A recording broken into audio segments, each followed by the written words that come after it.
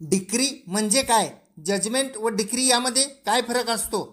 Decree कोणकोणत्या प्रकारची असते? नमस्कार, मी आपला वकील मित्र ॲडव्होकेट कैलास नाईक. दिवाणी दावा वादी दाखल करतो. दोघांचे जाबजबाब पुरावे होतात. अंतिम युक्तिवादानंतर त्या केसचा अंतिम निकाल म्हणजेच न्यायनिवाडा होतो.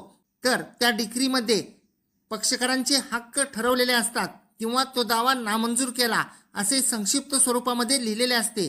माननीय न्यायालयाने कोणाच्या बाजूने काय आदेश केलेले आहेत याचा आदेशातील शेवटचा सारांश त्या डिक्रीमध्ये नमूद केलेला असतो.